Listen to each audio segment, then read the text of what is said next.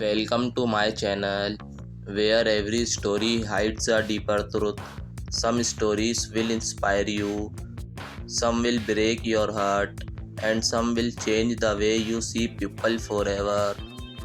So stay till the end because every detail matters.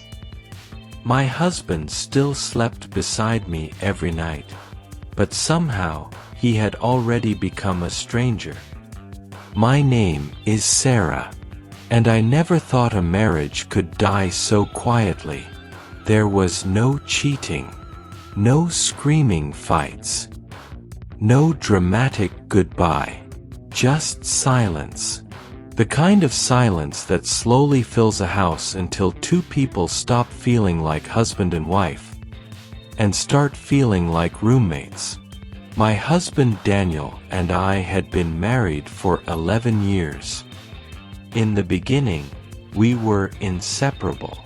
We laughed over stupid jokes, stayed awake talking for hours, and dreamed about growing old together. Even difficult days felt lighter because we faced them together. But life changed us slowly. Daniel became busy with work. I became buried in responsibilities at home.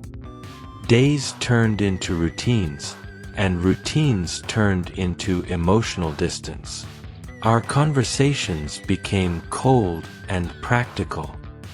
Did you pay the bills? What should we cook tonight? Don't forget the appointment tomorrow. That was it. No warmth, no connection, no real conversation anymore. One night, I sat alone at the dinner table staring at the food I made for both of us. Daniel walked into the house exhausted, loosened his tie, grabbed his phone, and quietly said, "I'm going to sleep early." And something inside me finally broke. Before he could leave, I asked softly, "Do you even notice I'm disappearing?" He stopped walking. For a few seconds, he said nothing. Then he looked at me with confused eyes, almost like he truly didn't understand what I meant. And honestly, that hurt even more. That night, I cried silently in the bathroom so he wouldn't hear me. Not because I stopped loving him, but because I missed the version of us that used to feel alive. The next morning, Daniel acted normal. But something about him felt different. For the first time in years, he actually looked at me carefully. Not quickly. Not distracted. Really looked at me. Maybe he finally noticed how tired I seemed. How fake my smile had become. How lonely I felt even inside my own marriage. Later that evening, I found him sitting on the living room floor with old photo albums scattered around him. He was staring at our wedding picture. "We looked happy," he whispered. I sat beside him quietly. Then he said something I will never forget.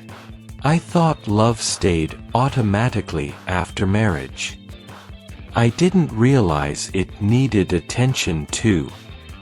That sentence hit me deeply, because he was right. Most relationships don't collapse in one moment. They slowly fade through ignored conversations, delayed affection, and small acts of emotional neglect repeated every day. The next few weeks felt unfamiliar in the best way possible. Daniel started helping more around the house. He put his phone away during dinner. He asked me how I was feeling, and this time, he actually listened to the answer. One morning, I woke up and found a small handwritten note beside my coffee. It said, "I know I can't fix everything overnight, but I don't want to lose you while pretending we're fine. I read that note 3 times, because after years of feeling invisible, those words mattered more than expensive gifts ever could. Months later, we were sitting together on the balcony watching the sunset when Daniel suddenly smiled and said, "You know, you don't feel far away anymore." And for the first time in a very long time, neither of us felt like strangers. Every story leaves behind a lesson. If you enjoyed this video, don't forget to like and subscribe. Thank you for watching, and I will see you in the next story.